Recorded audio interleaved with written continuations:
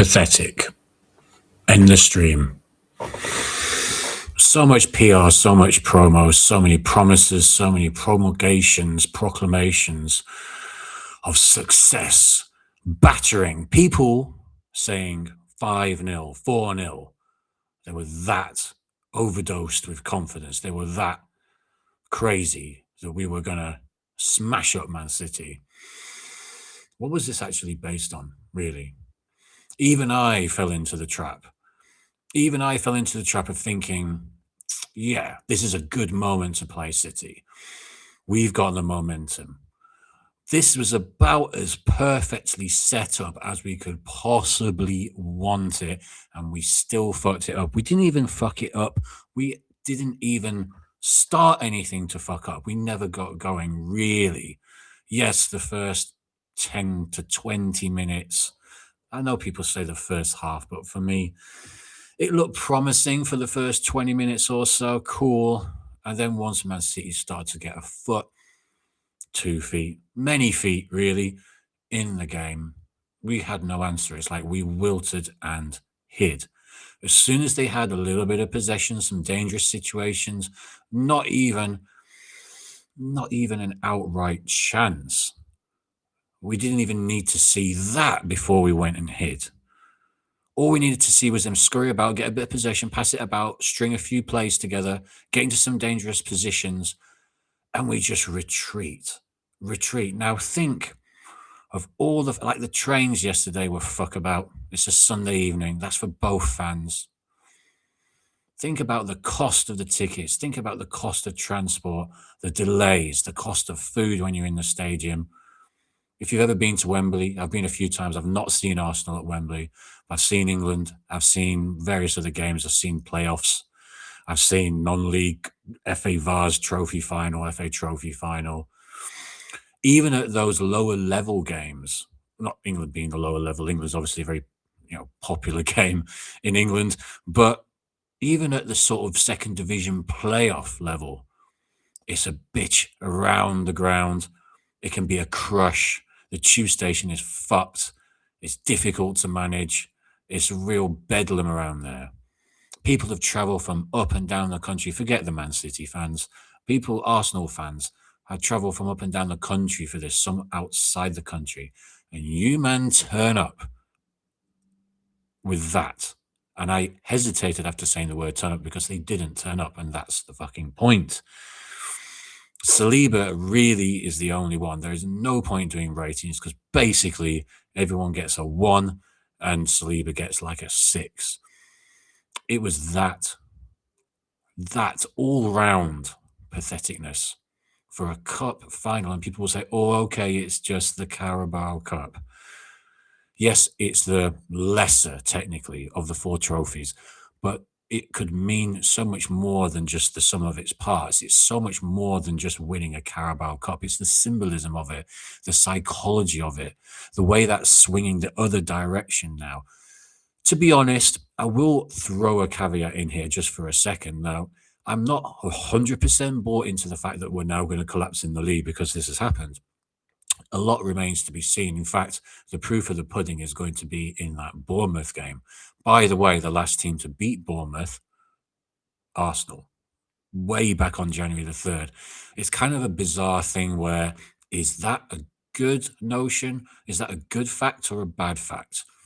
It's good because we were the last team to beat them, but it's bad because that was January the 3rd. That was a long time ago, and they are obviously in very good form, at the very least defensively, and are going to be an absolute bitch to come up against, which we already experienced at the Vitality. So am I convinced that we're going to go and roll over Bournemouth? I don't know.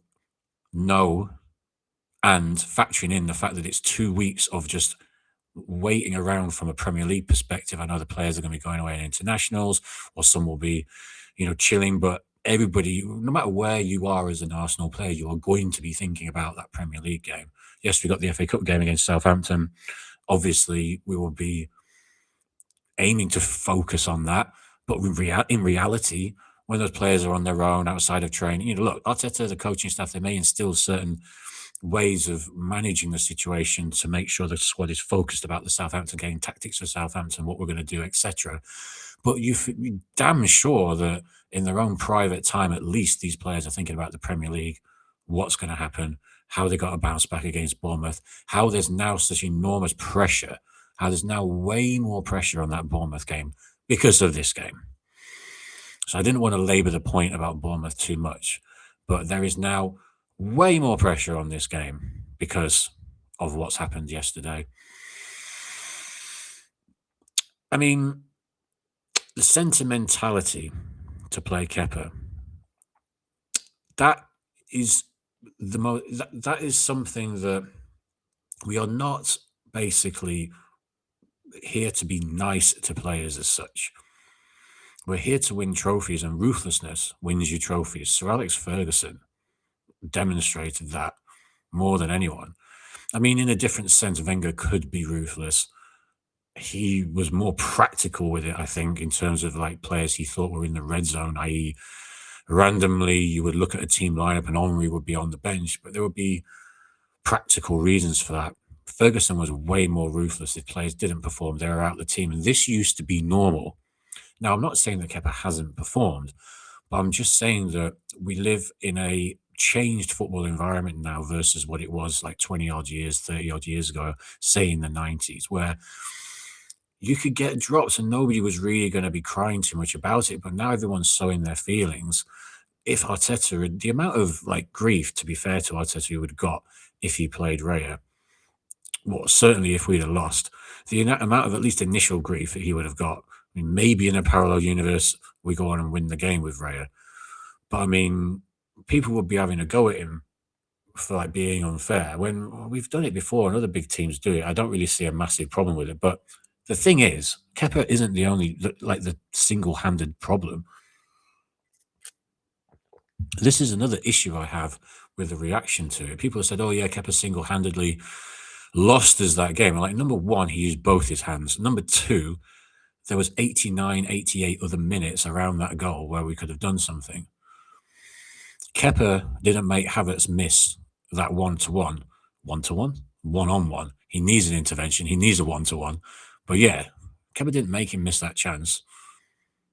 Havertz moved like a tanker. Havertz usually, I'd imagine in training, 95% of the time sticks them away. But when it comes to the big moment, this time for us, unlike in the Champions League final, this time for Arsenal, typically, he fluffs it. Fluffs it. Horrible, horrible attempt at goal. In that situation, you got to be quick. You just got to be quick. He didn't, whether it was early in the game, I don't know. I'm not making excuses for him. He's on 300K a week. We pay you to score those chances. Those really are the chances that these players get paid to put away and, create if you're an attacking midfield or whatever. This is why we pay you the big bucks.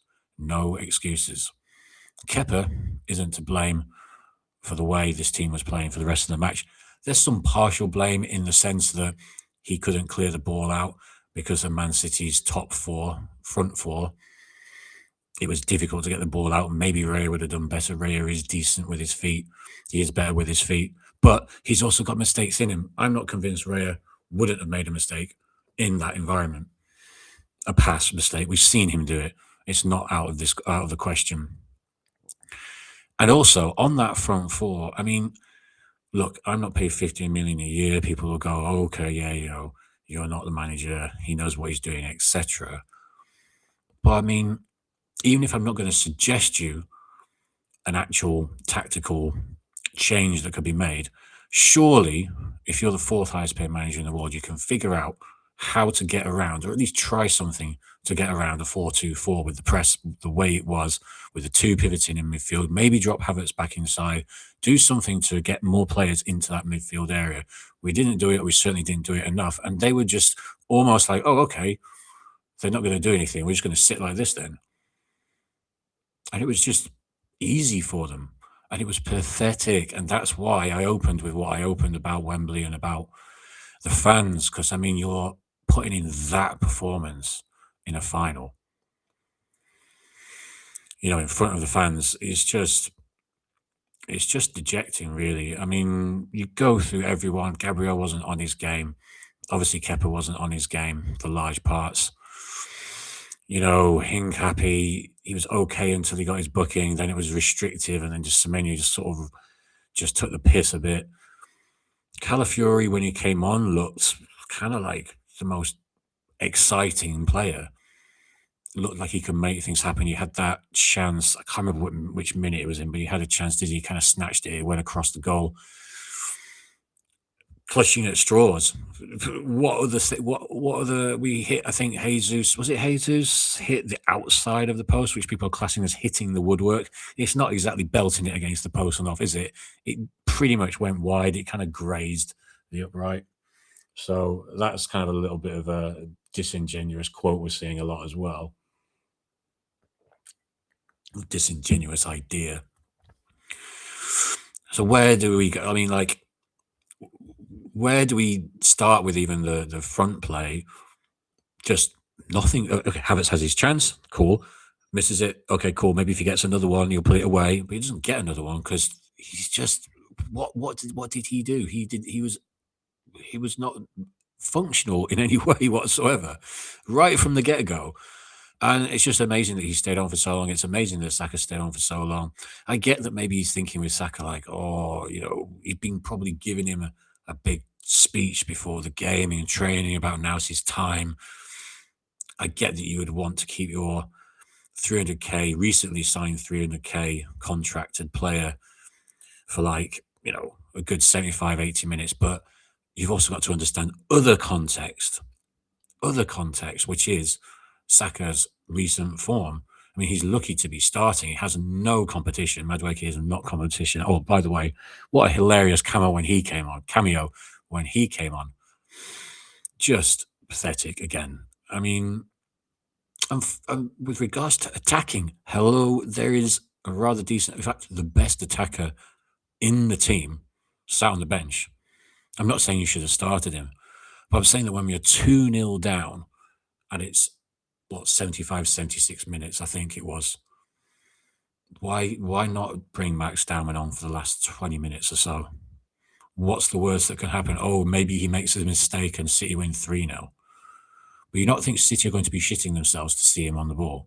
It was, I wouldn't say the perfect time for him as such, but it was a great time to bring him on. It's kind of a nothing to lose situation for him. It was almost akin to bringing, in a very different way, it was almost akin to bringing him on when you're kind of 3-0 up in a final. You have nothing to lose, or maybe he makes a mistake and you win 3-1 instead of 3-0. But similarly, at this time, like maybe he makes a mistake and you lose 3-0. It doesn't matter. You're already going to lose anyway. So you might as well bring him on because he's got that element of surprise and he is the best attacker that we've got, like I say. And tiring City legs as well. The space at Wembley that you're going to get. Martinelli's another one. Oh, God, yeah. I even forgot to mention Trossard because he did nothing. This guy needs to go, unfortunately, for him. Who's going to take him, though? That's the problem we have with a lot of these players. Who is actually going to take them? And of course, a lot of our fans are just sort of shrugging this off. We were apparently going to win the quadruple, and now we can't win the quadruple. It didn't matter anyway. So, yeah, and because we've got bigger fish to fry, which we do. The saving grace, I suppose, of this is, of course, that we are still well in, I say well in, FA Cup, Premier League, for the other trophies, or to compete for the other trophies, let's say, that word they love, competing. I mean, I hesitate a bit with the Champions League because we're a bit, it's the quarterfinals. Okay, maybe with the quarterfinals, okay, we'll win all of them, like still, all the bigger trophies. Yeah, because obviously you would rather win an FA Cup over a Carabao, Premier League over a Carabao, etc. But again, like I said before, it's kind of this. It's not really the cup in of itself. It's not about like the stature of the cup or what it means to win that cup. It's more what it means to win that cup in this context for these players who need to understand that they can win, because what this has just reinforced is that they're losers. That's the problem we have. This has just reinforced that. They'll go on social media, they'll say people reinforcing that. This is why this Bournemouth game could get quite interesting. And to be fair, the Southampton game could get quite interesting because there's now an added pressure to that. Of course, we should win that game, but Southampton ain't lost at home this season. I'm not saying that means we're going to lose or we're going to draw, but it's just not going to be as straightforward as people think. And it could be a bit of a wobbly one. But we will get to a Southampton preview closer to the time. Unfortunately, now we have 2 weeks of non-Premier League football, which is sort of the last thing we needed, really, because in this situation, and the players and the manager will tell you the same, you want to bounce back with a game straight away. You want to play together as a team in a Premier League game and just win in the Premier League and win that and get the time. If we had a game this weekend, let's say, City have a game, obviously, let's say, and City had drawn, brought it back to 8 points, and then we'd have gone and won, taking it out to 11 points, or 11, sorry, so taking the lead out to 11 points. Within a week, the whole mood of the club has changed and everyone's way more upbeat. Now we've got 2 weeks of kind of waiting around. Are we going to pick up injuries as well from these fucking friendlies? Who the fuck wants these friendlies anyway? Fan-wise, I know obviously they've got to kind of play them contractually and to do with TV rights and shit like that. And, the managers need to mess with their systems and tactics and formations and get to train the players and blah, blah, blah, blah, blah. But it's just the fucking worst timing. We really need that game to bounce back. And a home game, even though it's against a very good Bournemouth outfit, is the ideal opportunity, really. Yes, you would want maybe Wolves at home, although fucking hell, we barely beat Wolves at home. Yes, you would want a horrible team, a terrible team like Spurs at home in the next game. That would be ideal, but unfortunately, that's not the case until April. Well, we don't play a Premier League game until April. Christ, what is it? Something like the 11th, I think it is. It's a long ass time away, man. So it's just another disappointment. Do you know what it is as well for me? It's like a double-edged sword for me, because obviously I'm quite cautious. I'm quite what some people may say is pessimistic. That's kind of PTSD that's been built up from experience and observation, and then extrapolation of the future based on history, which we've again seen this weekend sort of proven, i.e. our inability to win when it matters, to conquer those pressure moments the same way that Arteta apparently conquers his wife. It's baffling. It's really baffling how we could play like that. But anyway, we have to bounce back against Bournemouth. And, it's going to be tricky. It's going to be very, very tricky. But for me, like I was saying, it's when I start to believe, and this is like a universal pattern, when I start to believe and kind of genuinely, not just hope, I mean, like genuinely get to that next level of feeling where it's like solid belief, not just, I'm kind of hopeful we might, I think we might, there's a good chance that we might. No, actual full on 100% confidence that we're going to win. That's what I got to around late last week, Friday, Saturday, definitely Sunday morning. Went and put a bet on us to win. First time I've been to a bookies in like 5 years. Because I was in that frame of mind, but this thing started creeping in at the back of my mind closer to the game, as in, we've been here before. We started to believe, and then they fucked it up and let us down. And I was starting to get a little worried, just a small percentage of me in the back of my mind, trying to ignore it and just enjoy and get into the occasion. But I just had this creeping, nagging thing like, we know what happens, Rob. We know what happens when you finally start to believe and you finally start to be proper positive about the team. It never fucking works out. Classic example was last year. If I'd have been making these videos, this would have been like deja vu from PSG. I started to believe we would win that, 100% win that Champions League, like the day or day before of the PSG first leg. So he's leading them out at the Emirates. And I'm thinking, yes, man, we're going to do this. We're going to get past PSG. We're going to get to that final.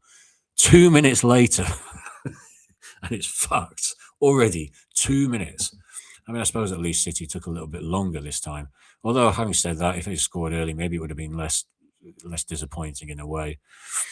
But yeah, the lesson is just never believe, basically. Never believe in Arsenal, especially when Arteta's in charge.